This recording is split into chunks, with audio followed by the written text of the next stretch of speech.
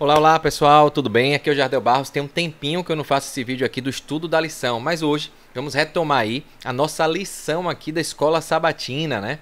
Estive passando por alguns perrengues aqui, inclusive se você me acompanha, né, congrega onde eu congrego aí, peço a sua oração, né? Meu pai foi diagnosticado com câncer, a gente está nessa luta, mas confiantes no nosso Deus Todo-Poderoso, de que Ele pode fazer um milagre e a gente está esperando por isso, tá bom?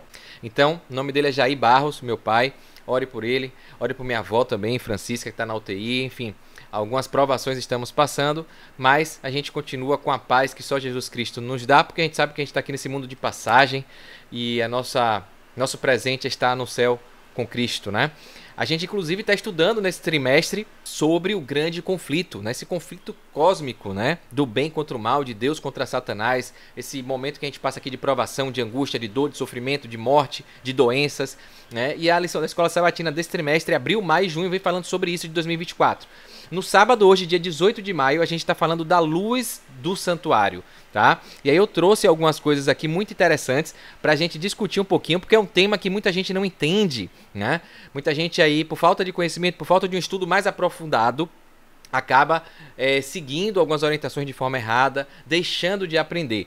Então fica comigo aqui até o final, porque vale a pena, vale a nossa salvação.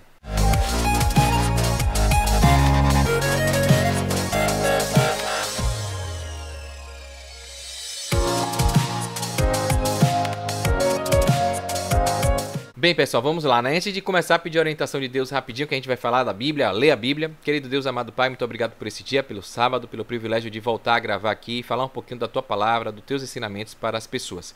Que o Senhor nos abençoe, me use como instrumento, abençoa cada pessoa que está aqui, cuida dos enfermos, principalmente do meu pai, da minha avó, de todos que estão precisando da Tua cura. É o que eu te peço e te agradeço em nome de Jesus. Amém.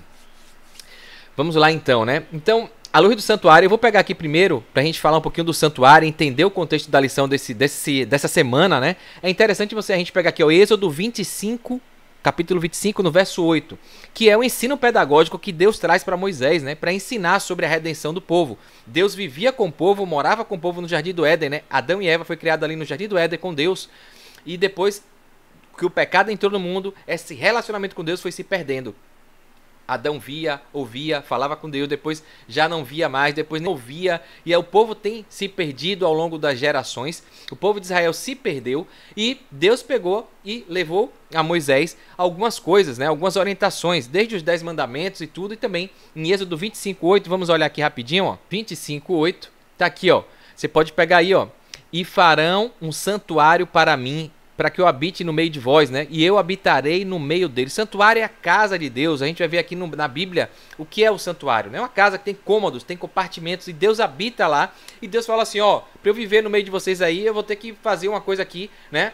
Parecida com o que eu moro aqui no céu, né? E aí pediu para Moisés fazer, né, a casa dele, uma cópia, uma réplica, um modelo, né, aqui na terra do que existe lá no céu, né? Então a gente vai ver isso aqui na Bíblia, porque tem muita gente que acha que só existe um santuário na terra, que não existe um santuário no céu, e a Bíblia é muito clara nisso, tá? Então vamos ver aqui o que a gente vai estudar. Então, ó, a importância de saber a verdade sobre o santuário. Qual é a importância disso, Jardel? É que Satanás ataca essa doutrina, porque se a pessoa não entende o que é o santuário, como é que funciona esse plano de Deus, de pecado, de perdão, de sacrifício, de vida eterna, né? De juízo, do Apocalipse, que está tudo interligado, ela também vai ter dificuldade de entender sobre esse plano de redenção, de salvação, né, de Jesus, sobre o perdão, sobre o sacrifício diário que a gente tem que fazer, né? Então Daniel 8:9 fala sobre isso, como o diabo tem agido nas pessoas, até dentro da igreja, para acabar com essa doutrina, para não fazer as pessoas entenderem isso. Até porque Daniel e Apocalipse são livros que falam de forma profética, muita coisa é figura de linguagem, né? Metáforas, analogias, então você precisa de um estudo aprofundado para você poder entender a verdade que Deus quer te passar, né? Daniel 8:9, vamos ver aqui o que é que tem aqui pra gente. Daniel 8:9, a lição fala sobre isso. Aqui, ó, Daniel 8, vou ler de 9 a 14, né? De um deles saiu um pequeno chifre que logo cresceu em poder na direção do sul, do leste e da terra magnífica. Cresceu até alcançar o exército dos céus e atirou na terra parte do exército das estrelas e as pisoteou. Tanto cresceu que chegou a desafiar o príncipe do exército, ou seja, Jesus Cristo, né? Suprimiu o sacrifício diário oferecido ao príncipe falando lá do santuário terreno, né, do santuário terrestre, que era ali que a gente vai falar sobre isso, e o local do santuário foi destruído. Por causa da rebelião, o exército dos santos e o sacrifício diário foram dados ao chifre. Ou seja, muita gente agora passou a adorar o diabo, o Satanás, as coisas dele, né? Ele tinha êxito em tudo que fazia e a verdade foi lançada por terra. Muita gente se perdeu na doutrina, no ensinamento, do propósito, do porquê, da forma pedagógica que Deus fez para a gente entender como é esse plano de salvação e de redenção. Então eu ouvi dois anjos conversando e um deles perguntou ao outro. E essa parte aqui é que traz muita dúvida, né? Quanto tempo durarão os acontecimentos anunciados por essa visão? Até quando será suprimido o sacrifício diário e a rebelião devastadora prevalecerá? Até quando o santuário e o exército ficarão entregues ao poder do chifre e serão pisoteados? Então, a profecia diz que dois anjos estavam conversando e aí houve essa pergunta, né? E aí, esse verso 14 aqui, Daniel 8, né, no verso 14 fala: e ele disse, isso tudo levará 2.300 tardes e manhãs, então o santuário será reconsagrado, será purificado. E aqui muita gente se perde, não entende, até dentro da igreja, né, primitiva aí, né, alguns membros aí da igreja batista, da igreja adventista se perderam um pouquinho nessa interpretação daqui, e a lição dessa semana vem falar sobre isso, né? Então, vamos nos debruçar aqui sobre isso aqui nesse vídeo. É interessante você saber sobre os compartimentos do santuário, né? O santuário que é a casa de Deus, né? E suas funções. Tudo no santuário leva a Jesus Cristo, né? Então, leva todo o propósito da redenção e da salvação. Tem um pátio, que é onde ali fazia-se o ritual, né? Os rituais, a morte do cordeiro, né? O sacrifício ali. E tinha o altar, onde tudo acontecia, e a pia de bronze, onde o sacerdote lavava a mão ali. E você pode ver aqui logo a comparação, a analogia com o direcionamento com a representação de Jesus, né? Aqui a morte do Cordeiro, que salva o mundo, Jesus. A pia ali com a água da vida, né? Então aqui no lugar santo, a ministração diária para o povo receber o perdão. O sacerdote ficava ali ministrando, intercedendo, né? E ali no lugar santo tinha a mesa dos pães, né? E o candelabro, e aí Jesus, o pão da vida, né? O candelabro, a luz do mundo, né? Então, e o altar ali de incenso, que o incenso também é o cheiro, o aroma que sobe, né, representando a ascensão, a intercessão de Cristo. Então isso tudo aí remete a Jesus também. E depois do santo, o lugar santíssimo, que era o santo dos santos, onde o sacerdote só entrava uma vez no ano, num dia de comemoração, uma festa ali, né, para ele ir fazer a purificação do santuário, dos pecados ali, né. Ali dentro tinha a Arca da Aliança e os 10 mandamentos, né, e ali com a função de juízo, com a função de assumir a responsabilidade, dizendo, vindicando ao universo a justiça de Deus, né, e Deus perdoando, assumindo ali o pecado, né, o perdão dos pecados. Então, o santuário é isso aí, e a lição fala sobre isso, é interessante você entender. Quando Jesus veio e morreu, o véu, diz a Bíblia que o véu se rasgou, ou seja, não precisaria mais de sacrifício, porque o cordeiro que tira o pecado do mundo, ele cumpriu essa missão dele de cordeiro, de sacrifício. E aí ele passou, né, a assumir a outra função de intercessor no lugar santo. Então no santuário celestial existe tudo que era na terra aqui, a gente vai ver que era uma sombra do que tem lá no céu. Então a Bíblia fala que Deus deu a Moisés um planejamento, né, de como fazer o santuário conforme o modelo. E a gente vai ver isso aqui nos versos que a lição traz pra gente. Então, se tem um modelo, se tem como Deus vive lá no céu, a sombra com a realidade. É o tipo e o antítipo, né? Então, a Bíblia tem isso demais para mostrar o que seria Jesus, o que é o plano de salvação, de redenção. E é interessante a gente estudar isso aqui para entender de fato as verdades que a Bíblia tem. Porque senão, você não entende, distorce, permite que ideologias pagãs, romanas, mitologia grega entre e faça você interpretar Daniel e Apocalipse totalmente de forma equivocada, tá bom? Então vamos ver aqui, ó.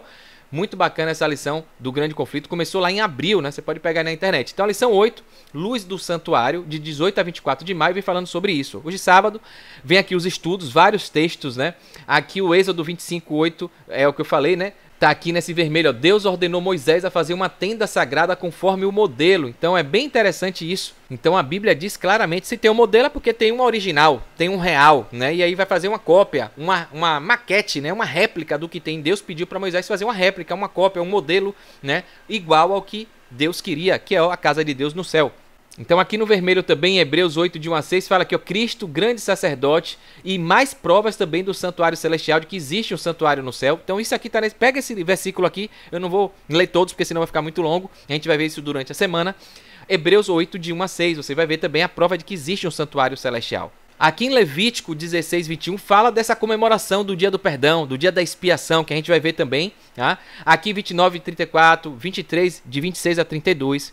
Aqui em Hebreus 9, 23 a 28, ó, eu até marquei aqui, prova de um santuário no céu e do sacrifício de Cristo. Esse aqui eu até separei porque é um texto muito bacana. Hebreus 9, de 23 a 28. Vamos ler aqui rapidinho, porque a Bíblia deixa muito claro a ideia de um santuário celestial. E tem muitas denominações, muitos irmãos aí sinceros que acabam se deixando levar por uma falta de um estudo mais aprofundado, né?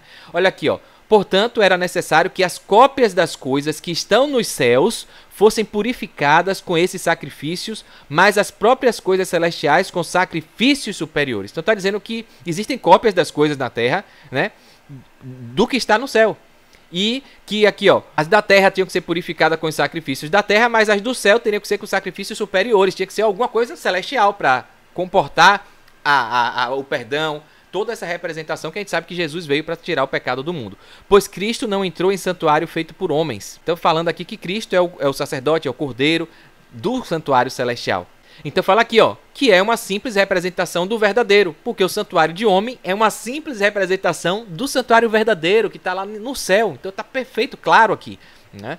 Ele entrou nos céus para agora se apresentar diante de Deus em nosso favor, ou seja, saiu de cordeiro, entrou no céu, no lugar santo, na casa de Deus, no lugar santo, como intercessor, né? E está lá ministrando por nós, como o sacerdote fazia no terrestre, tá bom?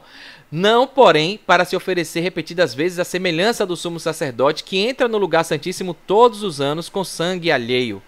Se assim fosse, Cristo precisaria sofrer muitas vezes, desde o começo do mundo, mas agora ele apareceu uma vez por todas no fim dos tempos para aniquilar o pecado mediante o sacrifício de si mesmo.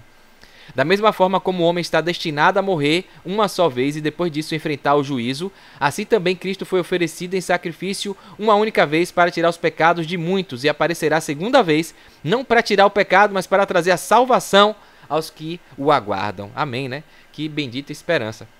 Então é isso aí, dá claramente aqui a sombra com a realidade, o tipo e o antítipo, né? Mostrando aqui o que era o santuário terrestre aqui, que foi dado lá, né, para o povo de Israel, e o que está no céu. Então muito bacana aí tudo que essa lição dessa semana vem trazendo, tá? Então aqui Daniel 7:9 vem falando aqui, ó, sobre a visão de como é Deus. Mateus 25, de 1 a 13, fala aqui das 10 moças virgens, da parábola das moças virgens, das nécias ali, né? Enfim, da espera do noivo, aquela coisa toda ali que a gente vai ver também. E aqui, Apocalipse 11:19, do templo de Deus, né? Onde Deus mora, com a arca da aliança, o santuário, né? Ou seja, que está lá no céu. Então aqui a gente tem um verso para memorizar sempre, né? O verso áureo, que está em Hebreus 8, 1 e 2. No verso 1 e 2. Ó. Ora, o essencial das coisas que estamos dizendo é que temos tal sumo sacerdote que se assentou à direita do trono da majestade nos céus. Ou seja, sacerdote no céu, santuário celestial. Como ministro do santuário e do verdadeiro tabernáculo que o Senhor ergueu. E não o homem. Então, é um santuário de Deus, não é um santuário humano. Até porque o santuário terrestre, só quem podia entrar e estar ali ministrando era a tribo de Levi, né? Eram os sacerdotes da tribo de Levi, os ministros do santuário terreno.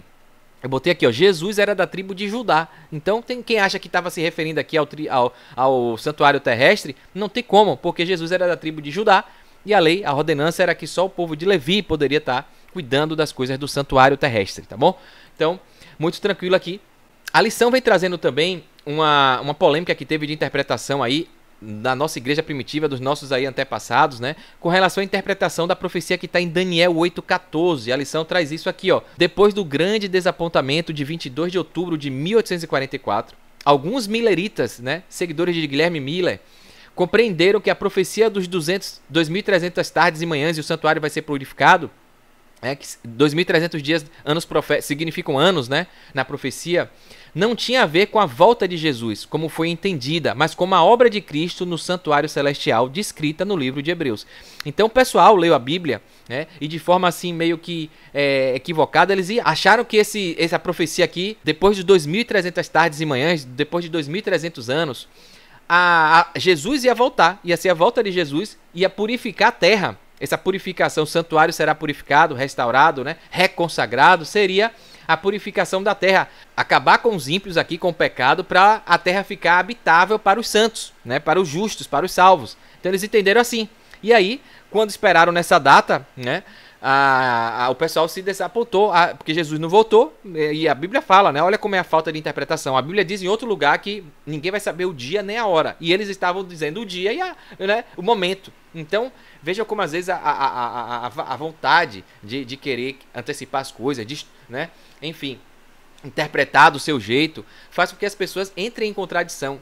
Aceitam um texto fora de um contexto, não compara com outro trecho da Bíblia que fala que a gente não vai saber nem um dia nem a hora, e eles deram data para a volta de Jesus, né? Então, pela ignorância, a negligência de um texto, eles acabaram se desapontando à toa, na verdade, né? Mas enfim, isso também serviu de muita coisa porque eles estudaram mais, se aprofundaram no estudo e aí viram que realmente a ideia tinha a ver aqui, ó, com o dia da expiação. A Bíblia, a profecia que estava dizendo que Jesus iria sair do lugar santo o dia do juízo, né? O dia de perdão, que é o 10º dia do 7º mês, que era uma festa profética que apontava para o ministério de Jesus no céu por nós. Então, uma vez por ano, como eu falei que o sacerdote ia, né, lá fazer a purificação no Santíssimo, no Santo dos Santos. Então, aqui também estava dizendo que Jesus iria sair do lugar santo para entrar no lugar Santíssimo, né, para fazer aí essa purificação. Saiu o véu se rasgou, né, entrou numa outra função. Ele era intercessor e agora ele passou a ser justo juiz para ali nos purificar de todo pecado, vindicar, né, reivindicar perante o universo. Todo esse ritual apontava para a cruz, para o sacrifício de Cristo por todos os pecados da humanidade, né, pecados passados, presentes e futuros. Lógico que quando a pessoa pede perdão do seu pecado, se confessa de coração, se arrepende e aceita Jesus como seu Salvador. Então, todo esse ritual terreno era para justificar o que a gente faz hoje. Então, se a gente peca hoje, Jesus perdoa porque ele está lá intercedendo por nós, mostrando que ele é o justo juiz, que ele tem capacidade também de transferir toda a culpa nossa, porque ele pagou preço na cruz, né? E a gente vai ver isso aqui, a lição traz aqui, ó. Então aqui, ó, a purificação do santuário no céu era o cumprimento da purificação simbólica do santuário terrestre, ensinada em Levítico. Então tudo isso era sombra encontrando a realidade. Para entender melhor essa importante verdade, observe o paralelo entre Daniel 7 e 8, capítulo 7 e 8 de Daniel, e aqui a lição traz isso, ó. Daniel 7 fala dos 4 animais ali, né, na profecia, que muita gente não entende. E quando a gente vai ver Daniel 8, mostra quem é quem e como é que é a analogia. Em Daniel 7 fala do leão, que representa a Babilônia, do urso, que é a Média Pérsia, da Grécia, que é o leopardo, e da Roma, que fala de um animal terrível. Um terrível animal, não diz qual é o animal, mas diz que é um animal terrível. E aí a gente sabe que se representa a Roma papal, né? E aqui no final fala de um juízo no céu, que após isso vai ter um juízo no céu. Aqui em Daniel 8 já não tinha Babilônia, Babilônia já tinha passado, né? Então não teve relação, mas fala da Média Pérsia, que aí a gente vê que é o urso, da Grécia, de Roma e depois fala da purificação do santuário. Então, por comparação, a gente acaba tendo essa interpretação aqui de que a Bíblia está falando da mesma coisa, do mesmo acontecimento, do mesmo fato. E aqui deixa claro que esse juízo no céu se trata de um primeiro juízo pré-advento, não é da volta de Jesus, é um juízo que está relacionado com a purificação do santuário no céu celestial. E é isso que a gente chama de pré-advento. É um primeiro juízo no céu, um juízo de purificação, onde Jesus está saindo do santo para o santíssimo. Ali o livro da vida está sendo ali analisado, as nossas obras estão sendo registradas no livro da vida, né? Esse momento que a gente se encontra agora é o que está acontecendo lá no céu, onde Jesus está diante do Pai, do lado do trono de Deus, intercedendo por nós, agindo como justo juiz. É o que a gente chama de juízo investigativo pré-advento. Quando a gente aceita Jesus como Salvador, a gente aí recebe de graça essa salvação, mas contudo, entretanto, todavia, a Bíblia fala que a gente vai ser julgado pelas nossas obras. A gente precisa demonstrar essa aceitação na nossa vida, no nosso estilo de vida. Não dá pra gente viver em pecado e dizer que aceitei Jesus e estou salvo para sempre. Quem é salvo para sempre, vive uma vida constantemente consagrada a Deus, obediência, né? E é isso que o livro da vida está se registrando, suas obras boas e ruins. E é assim que a gente vai ser julgado no dia do juízo final. Então esse primeiro juízo aí, o juízo pré-advento, investigativo, né? Jesus passa do santo para o santíssimo, né? E aí depois muita gente confunde esse juízo aqui, que era o que os mileritas tinham interpretado de forma errada, como juízo final. Achou que Jesus ia voltar para purificar a terra e não era, tá? Esse juízo final, o juízo executivo ou vingativo, né? Ou que Jesus vai vir, né? Vai separar, vai levar a gente vai se encontrar com Jesus nos ares, vamos passar, né? 1000 anos com Cristo nos céus, depois vai vir né, o milênio aí, e depois a aniquilação total do mal, tá? Então, isso aqui tem a ver com outro juízo, que é o juízo final.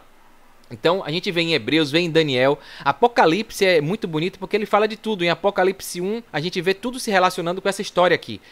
Jesus no santuário celestial, no lugar santo. Apocalipse 1 fala disso, um santuário celeste. Então, não tem como você dizer que não tem santuário no céu. Né? Apocalipse 2 e 3 fala das 7 igrejas, do povo do juízo, né? Da igreja de Laodiceia. Apocalipse 4 fala da sala do juízo, do compartimento, do local que vai acontecer esse juízo. Apocalipse 5 do livro do juízo, do livro da vida, do livro ali que a gente vai ser pesado ali para ver as obras, né? E Apocalipse 6, 7 e 8 do desenrolar desse juízo, que são as 7 fases, os 7 selos ali, as aberturas dos 7 selos. Então tá tudo muito, muito claro aqui. Tá bom? Então, muito bacana esse estudo, faz a gente estudar melhor, se aprofundar, entender verdades bíblicas que infelizmente têm sido ocultadas, distorcidas no mundo cristão, no mundo evangélico, tá bom? Esses paralelos ajudam a mostrar a verdadeira natureza da purificação do santuário, que é o juízo investigativo pré-advento, é o que a gente está vivendo hoje. Na lição dessa semana, estudaremos a verdade bíblica vital do ministério de Cristo no santuário celestial. Essa lição se baseia nos capítulos 22 a 24 e no capítulo 28 do livro O Grande Conflito. Então procura esse livro da CPB, Casa Publicadora Brasileira, O Grande Conflito, da escritora Ellen White. E também tem um outro livro muito bacana que é O Sacerdócio Expiatório de Jesus Cristo, na CPB também, Casa Publicadora Brasileira.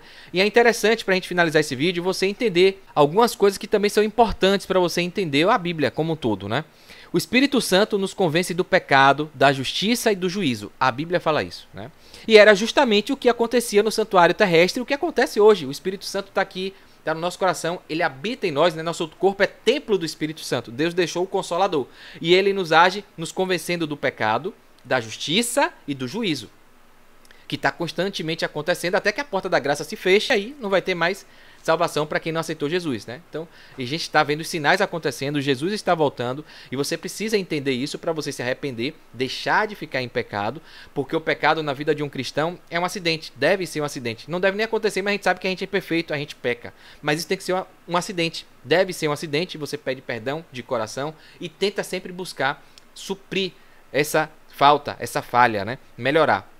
Então, Jesus sonda os corações e sabe realmente quem está ali pecando por acidente ou quem está sendo com o pecado acariciado, pecando e achando que já estou salvo mesmo, já aceitei Jesus uma vez salvo, salvo para sempre, eu posso fazer o que eu quiser, eu já estou salvo. Não é bem assim não, né? Não é bem assim não, porque senão no grande dia a Bíblia fala que tem muitos que vão chegar, Senhor, aí Jesus vai falar, afaste de mim porque eu não vos conheço, né? Pode estar com a Bíblia debaixo do braço, indo para a igreja, mas quem é você quando ninguém está olhando, né?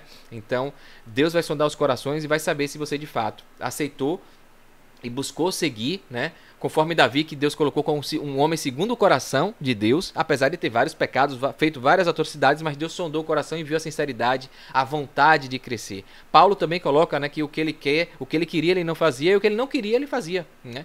Então, Deus sabe, não é que a gente não vai pecar, a gente pode pecar, mas como é que está isso na sua mente e no seu coração? É um pecado de acidente ou um pecado acariciado, proposital e você está se justificando? Então, tome cuidado com isso, né? Então, o santuário traz um pouco disso, né? E aqui, ó, o perdão tem dois lados. Traz um pouco dessa coisa do pecado, né, do sacrifício que Jesus fez para nos perdoar, nos deu de graça esse direito. Então, a gente recebe de graça, mas para a gente ser perdoado, a gente precisa demonstrar que aceitou esse perdão, né? E aqui o perdão tem dois lados, o lado de quem emite e o lado de quem recebe. E é bom finalizar estudo de hoje, esse vídeo de hoje, por conta disso, porque muita gente fala, então essa ideia de santuário tira a importância da cruz, a cruz não foi suficiente, que é uma distorção, né? Uma falta de compreensão do que a Bíblia traz. A Bíblia não se contradiz, ela se complementa. E aqui, a questão do perdão do lado de quem emite, aí vem a questão da cruz. Jesus Cristo adquiriu na cruz o direito de nos perdoar. Então foi quando Jesus morre na cruz, o Cordeiro de Deus, ele adquire esse direito de assumir a responsabilidade de qualquer pecado do passado, do presente e dos pecados que ainda virão dos seres humanos. Então Jesus adquiriu, a cruz foi suficiente, não precisa de mais nada para Jesus ser essa pessoa responsável e poderosa ao ponto de acabar com o pecado de qualquer pessoa ao longo das gerações. Isso tem a ver com a cruz. Do lado de quem emite, falando a respeito de Jesus Cristo, do direito que ele tem de nos dar de graça, de atribuir a nós essa purificação dos nossos pecados. Agora, do lado de quem recebe, do nosso lado, do meu lado e do seu lado, o que é que representa isso? Isso aqui, ó, tem a ver com o santuário. A gente precisa aceitar e demonstrar diariamente, é o sacrifício diário. A gente precisa demonstrar nas nossas obras, na nossa obediência à lei, aos 10 mandamentos, que se resume em amar a Deus sobre todas as coisas e ao próximo como a ti mesmo, como a nós mesmos, né? Então, o santuário explica esse nosso lado, porque vindica esse caráter de Deus, mostrando ao universo, quando está sendo registrado, que a Bíblia fala que está sendo registrado no livro da vida, as obras boas e mais, é para mostrar, ó, ele fez coisa errada, tem coisa ruim aqui, mas Jesus morreu por ele, e ele aqui de coração aceita, ele está pecando porque ele é pecador, a natureza é pecaminosa, mas no âmago dele, no coração dele, ele aceita Jesus, ele ama Jesus, ele quer fazer o certo, ele quer fazer a coisa boa, mas infelizmente por conta da natureza ele não consegue, e por isso Jesus vai salvar essa pessoa. E vai ter aquele que está ali só fazendo coisa ruim de propósito, né, que Deus vai sondar e vai falar, caramba, infelizmente para você, você não aceita. Você diz que aceita da boca para fora, mas você vive uma vida de pecado. E esse aí, infelizmente, há grande chance de se perder. Então o santuário representa isso. Esse papel que Jesus está no santo, no santíssimo, intercedendo e sendo juiz, justo, para mostrar ao universo que Deus é justo, que Deus é justiça, né?